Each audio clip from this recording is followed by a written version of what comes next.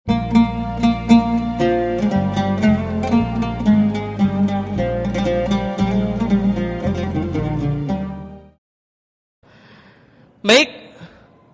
mungkin sudah ada yang kenal sama Ustadz Fatih Karim.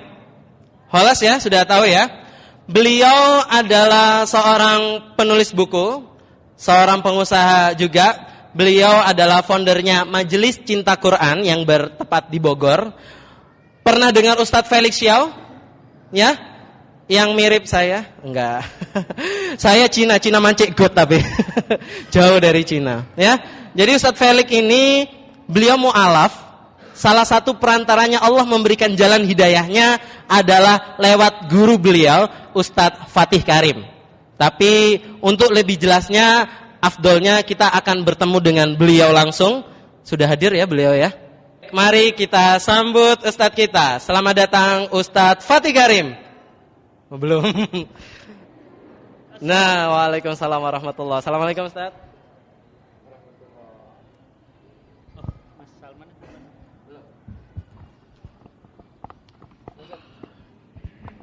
Oke, baik. Assalamualaikum warahmatullahi wabarakatuh, Ustadz Fatih Karim. Waalaikumsalam warahmatullahi wabarakatuh. Sehat Ustadz? Banget, alhamdulillah. Banget, alhamdulillah. Bagaimana nuansa di Sidoarjo ini? Keren ya? Keren ngelihat karena ngelihat orang-orangnya nih. Masya Allah. Alhamdulillah. Wajah-wajahnya saya lihat bercahaya Ustadz. Insyaallah. Soalnya ada mataharinya jadi bercahaya. Coba naik malam petang itu nanti. Masya Allah. Oke, sambil menunggu Ustadz Salman Ustadz ya, kita akan sedikit tanya jawab. Nah, taruh di atas saja Mas. Insya Allah. Buat Ustadz Salman apa saya? Oh ya, materi. Saya bukan pemateri, saya MC.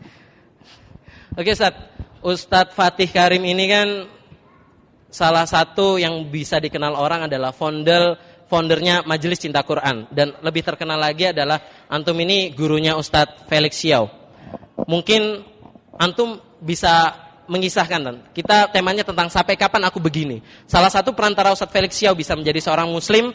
Allah memberikan hidayah kepada Ustadz Felix ini perantaranya lewat antum. Mungkin antum bisa sedikit bercerita tentang kisah hijrahnya beliau yang antum paham betul langsung, yang ketemu langsung dengan beliau. Mungkin bisa antum jelaskan Ustadz kepada para jamaah. Bismillahirrahmanirrahim. Assalamualaikum warahmatullahi wabarakatuh. Alhamdulillahirabbil alamin wassalatu wassalamu ala asrofil anbiya'i wal mursalin wa ala alihi wa sahbihi wasallim. Asyhadu an la ilaha illallah wa asyhadu anna Muhammadan abduhu wa rasuluhu la nabiyya ba'da. Alhamdulillah subhanallah wa la ilaha illallah Allahu akbar. Alhamdulillah, bersyukur kita kepada Allah. Hari ini Allah Subhanahu wa taala masih memberi kekuatan, kesehatan dan kesempatan untuk menghiasi hari-hari kita dengan bekal pulang kita besok. Karena besok kita semuanya pasti akan pulang kepada Allah. Tidak ada satupun manusia yang hidup di dunia ini kecuali pasti akan kembali kepada Allah. Allah Subhanahu wa taala masih memberi kesempatan, artinya kesempatan itu tidak boleh disia-siakan. Karena hidup kita ini singkat, maka kita tidak boleh begini-begini terus. Di Jakarta, saya itu sedang asik-asiknya membina para artis. Teguh Wisnu berubah. Yang tadinya hidupnya glamor, hidupnya pacaran, pergaulan bebas. Sekarang Masya Allah, saya sibuk, beliau sibuk. Mbak Dewi Sandra, siapa yang gak kenal Mbak Dewi Sandra? Dulu orang kalau ngelihat di YouTube-nya serem, gak nyangka bakal berubah. Sekarang satu lembar rambut pun tidak terlihat, beliau menutup auratnya. Mbak Melly Guslow juga begitu. Siapa yang gak kenal lagu Potret ya? Lagu-lagu yang dia lakukan, orangnya juga nyentrik, rambutnya kadang-kadang separuh biru, separuh merah, kacamatanya bulat satu, satunya kotak, celana panjang satu, pendek satu, aneh-aneh. Tapi sekarang gimana? Sekarang beliau menutup auratnya. Mas Sesar yang dulu heboh dengan goyang sesarnya yang sangat terkenal, bahkan menjadi rating paling tinggi di sebuah stasiun swasta, sampai-sampai diputar 3 jam dan itu merusak orang-orang. Sampai-sampai semua orang goyang kayak cacing kepanasan. Enggak kepala negara, enggak kepala daerah, enggak artis, enggak siapa ikut acara itu pasti ikut goyang. Dan Sesar menyebar racun kepada publik. Yang namanya laki-laki perempuan campur baur, goyang, sekarang gimana? Sekarang enggak pernah. Beliau sekarang orang yang paling, setahu saya dekat sama beliau, setahu saya beliau selalu ngejar soft pertama sekarang. Bahkan 5 menit sebelum sholat selalu di masjid. Termasuk Felix Yao. Ustadz Felix Yao itu dibesarkan dari keluarga Tionghoa Cina asli. Keluarganya adalah keturunan Cina, lahir di Palembang. Tahun 2002 beliau itu adalah titik puncaknya beliau mencari Allah. Ya. Jadi kayak kita ini udah enak. Kita dilahirkan muslim, bapak ibu kita muslim gitu. Ya, kita mau cari apa lagi gitu. Nah beliau itu bapaknya dua-duanya, ibunya Katolik, ya, dan termasuk yang taat, ya, dan Cina asli. Kemudian beliau sudah diskusi dengan Kristen, sudah diskusi dengan Buddha, sudah diskusi dengan Hindu. Beliau merasa gak ada yang logik, gak ada yang masuk akal agama-agama yang beliau dekati gitu. Nah tahun 2002 beliau diajak temannya, waktu itu dia semester 2, jadi masih usia 19 tahun. Semester 2 diajak oleh temannya diskusi. Kata temannya, kalau kamu mau diskusi sama ustadz saya. Dia bilang apa? Ustadz sama aja, di mana-mana juga begitu, paling neraka surga. Ya, nggak ada itu surga neraka tuh, nggak masuk akal. Emang lu pernah ke surga? Lu ngomong-ngomong surga, emang pernah ke surga? Ngelihat surga ada, digituin. Ya, mana surga neraka? Mana? Satu pun manusia nggak pernah ada ke surga ke neraka, sehingga dari mana anda begitu yakin ada surga neraka? Temannya nggak bisa jawab. Akhirnya udahlah, gini aja. Aku nggak mampu menjelaskan, ya karena aku juga Islam turunan. Nah sekarang gini aja, kamu ketemu sama ustadz, sama aja. Begitu ketemu, semakin yakin dia. Kenapa? Ngelihat penampilan saya begini.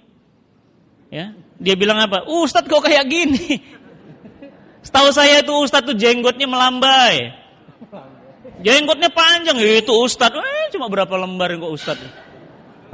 Ya, ustadz itu jidatnya hitam, kelihatan ahlus sujud. Ya, kelihatan ustadz itu. Ya, ustadz itu celananya cingkrang. Ustadz itu LCMA, IPB kok ustadz itu piye? IPB, Institut Pesantren Bogor.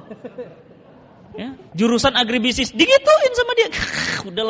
Udah jangan begitu, diskusi aja dulu. Akhirnya saya bilang, yuk silahkan makan. Waktu itu saya masih ingat jam 7 malam.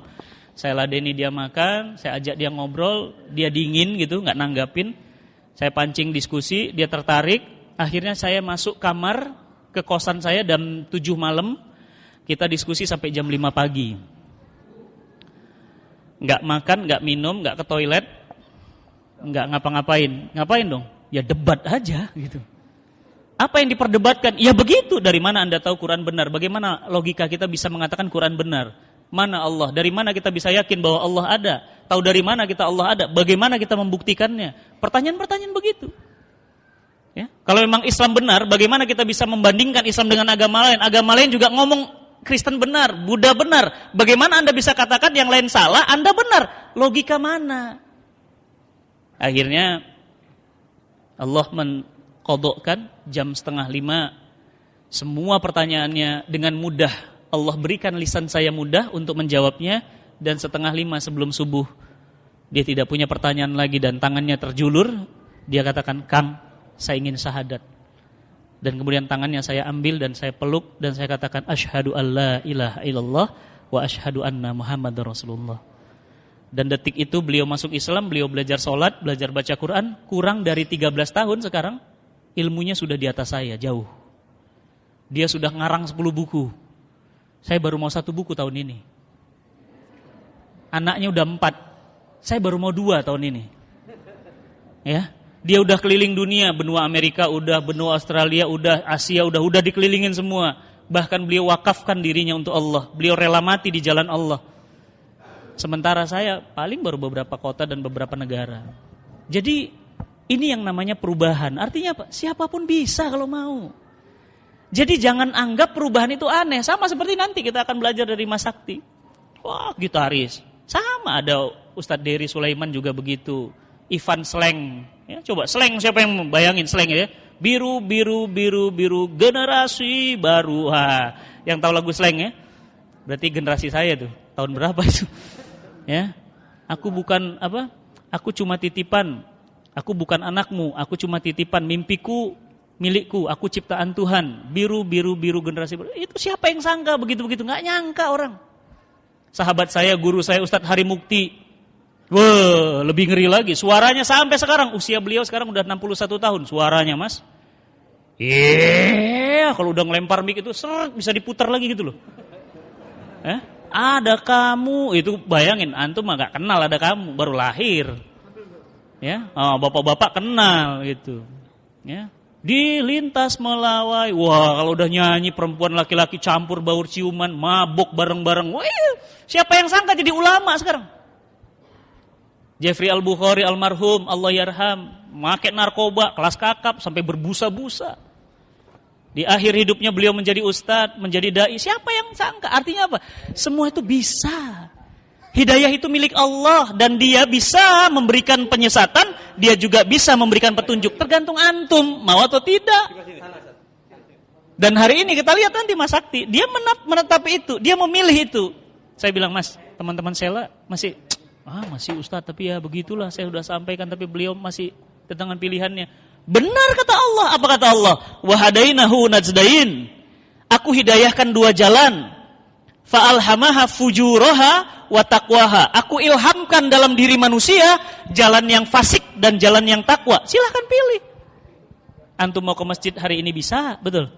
Mau pulang juga bisa. Coba angkat kaki. Coba berdiri. Bisa kan? Nih, lihat. Bisa nggak? Bisa. Panitia mengundang saya, kemudian saya bilang, mohon maaf, saya nggak bisa hadir. Bisa? Bisa. Saya hadir juga? Bisa. Tadi subuh saya ngisi di Masjid Al-Ikhlas di daerah Perak. Wah, itu Masya Allah. Kagum saya sama masjidnya. Itu subuh. Ada lebih dari 300 orang, 400 orang tuh subuh, Mas. Subuh, Mas. Keren itu. Jarang-jarang subuh begitu.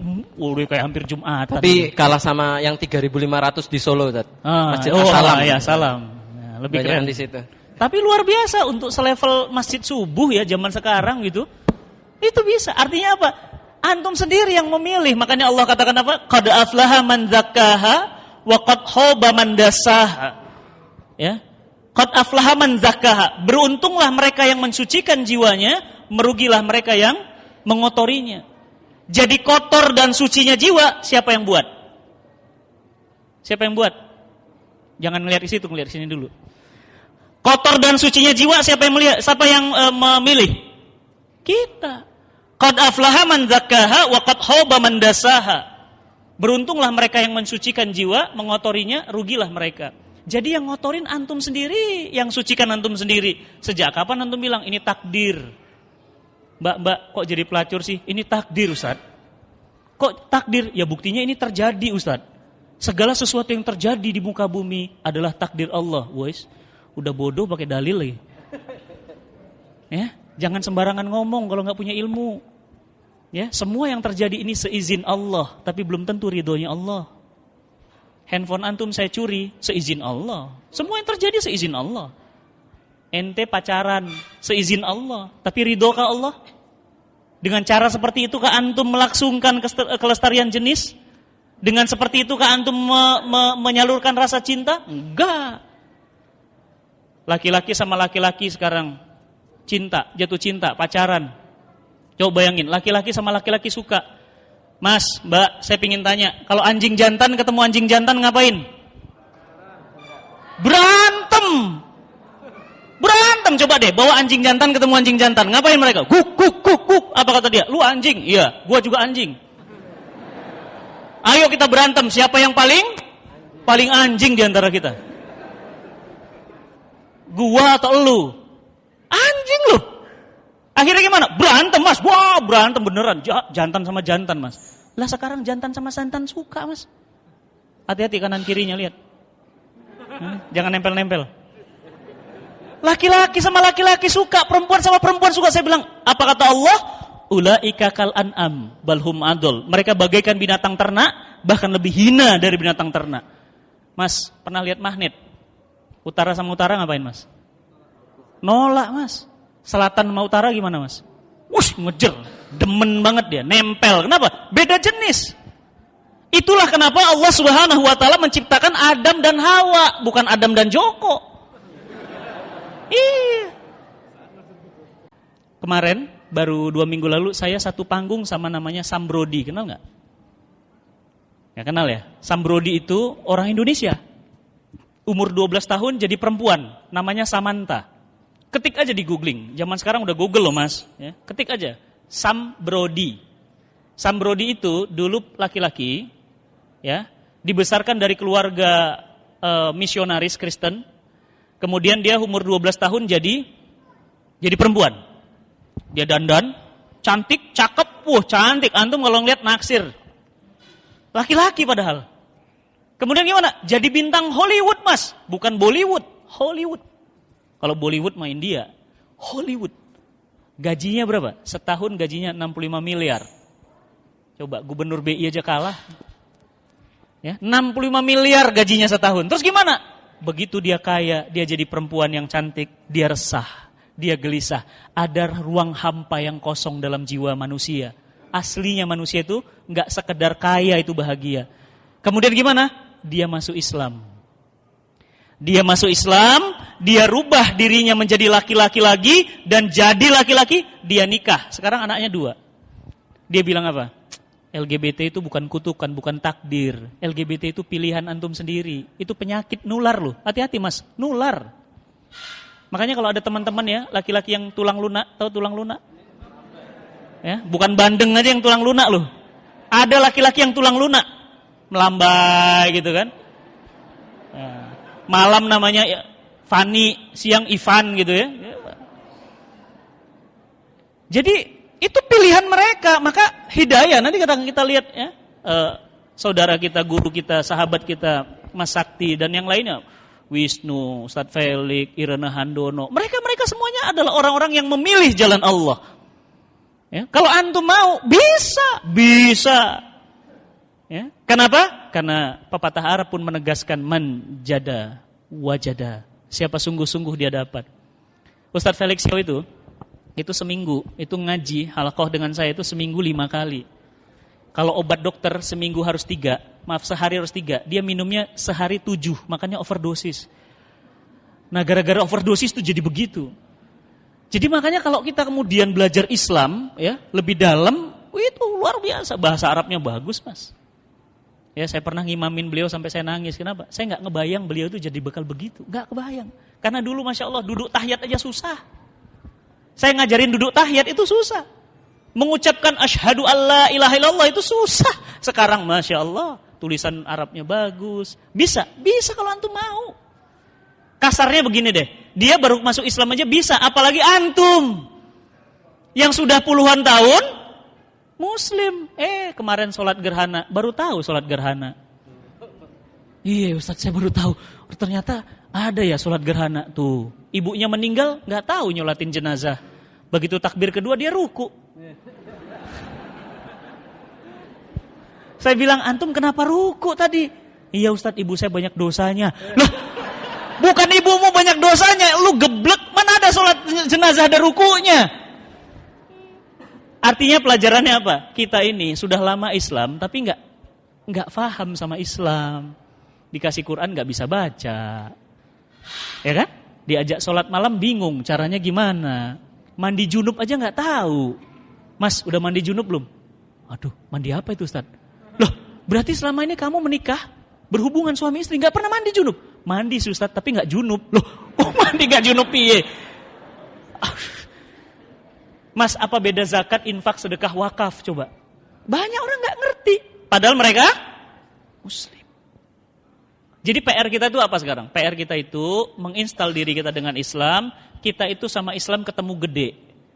Jadi udah gede baru ketemu sama Islam. Karena sejak kecil kita itu dididik Islam itu I, Isa, S, subuh, L, lohor, A, asar, M, maghrib. Udah pokoknya kalau Islam itu sholat. Padahal mas, Masya Allah, masuk toilet aja diatur. Masuknya kaki kiri, wah masuk kaki kanan.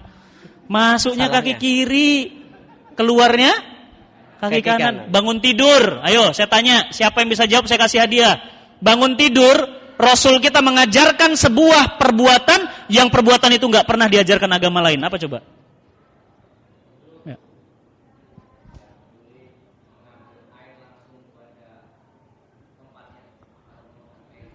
Bukan itu yang saya maksud. Baru mau dikasih hadiah, Ustaz? Belum. Wudu. Duduk. Bukan. Berdoa udah pasti. Minum air putih. Bukan.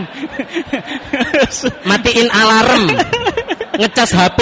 Nah, biasanya itu. Bangun tidur ngapain coba? Sunnah update status. Ya? Update status. Bukan. Alhamdulillah bangun tidur. Silakan Pak. Nah, Bapak dapat hadiah. Bangun tidur antum itu berdoa udah pasti. Berdoa jangan ngusap muka, jangan. Bahaya. Apa kata Rasul? Karena kalian tidak tahu di mana letak tangan kalian pada saat kalian tidur. Antum tahu nggak tangan antum di mana lagi tidur? Di mana ya? Mungkin lagi di. Paham? Paham maksudnya? Mungkin lagi di sini. Mungkin lagi di sini orang lain juga kan nggak tahu. Dulu. Wah itu. Betul nggak? Loh iya, mungkin lagi tidur begini, nggak tahu namanya orang tidur nggak sadar. Islam perhatian sangat detail. Bangun tidur selain doa, jangan ngusap sana sini dulu. Kenapa? Langsung ke kamar mandi, cuci tangan, baru wudu. Kenapa? Karena Rasul kita katakan apa? Karena kalian tidak tahu di mana letak tangan kalian pada saat kalian tidur. Pak, nanti habis acara temui saya, dapat hadiah, Pak. Dari panitia juga dapat, Pak. Ya. Nah. Coba sekali lagi saya tanya, adab Islam minum. Gimana adab Islam minum? Yang dapat, yang bisa jawab, saya kasih lagi jawabannya. Tapi detail ya. Oke. Lihat bagaimana agama kita bicara tentang minum. Belum negara loh, baru minum aja nih. Detail banget, ayo. Gimana? Tangan kanan duduk, oke, terus? Diminum, iya pasti. Dimuntahin. Ya diminum, Pak, ya. Pasti, masa diliatin doang. Oke, diminum, diliatin. Terus? Iya betul, berdoa dulu diminum, iya. Udah. Nggak lengkap Islam, kalah sama agama lain. Oke, ditambahkan, betul. Walaupun antum duduk, baca bismillah, bahkan sholawat, tapi kalau minumnya vodka gimana? Allahumma sholli wa sallim wa barik ala Muhammad. Gitu. Nggak bisa kan? Berarti minumnya harus halal. Selesai. Belum, enak aja. 3 tegukan, iya betul, udah lewat. Yang lain lagi? Enggak ada yang sampai begitu. Apa lagi? Nah, antum minumnya zatnya halal, tapi ini minuman siapa? Main ambil aja. Ini punya Mas Sakti. Terus saya minum, apa hukumnya? Haram. Apanya yang haram? Caranya, bukan zatnya. Zatnya halal. Antum jangan main-main loh. Islam itu detail banget. Mas, Mbak, kalau itu urusan minum sedemikian detail, pertanyaan saya, urusan kira-kira kalau ngatur pemerintahan detail nggak? Detail. Cuma masalahnya kita belajar apa enggak? Kalau gitu ngurus pernikahan detail nggak? Detail. Kalau gitu ngurus ekonomi detail nggak? Detail. Jadi Islam itu bukan sekedar cara makan, cara duduk, bukan. Tapi apa? Dari mana Anda dapat ini minum? Ya, mau nikah aja ditanya, walinya siapa? Ada, oke. Ini betul anaknya? Iya. Mana? Nasab dari mana? Nasab dari sini. Betul ini istrinya? Iya. Baru sah pernikahan dia walinya. Kalau enggak sah pernikahannya. Maka apa yang terjadi? Perzinahan. Terus nanti nikah lagi gimana? Enggak sah saya jadi walinya. Terus lagi 7 turunan begitu terus. Hati-hati loh. PR. Buka Quran surat Al-Maidah ayat 3. Dihafalin. Apa kata Allah? Al-yauma akmaltu lakum dinakum wa atmamtu alaikum ni'mati wa raditu lakum Islam Madinah. Hari ini telah aku cukupkan, hari ini telah aku sempurnakan agamamu. Pertanyaan saya, berarti agama Islam sempurna, Pak? Punten.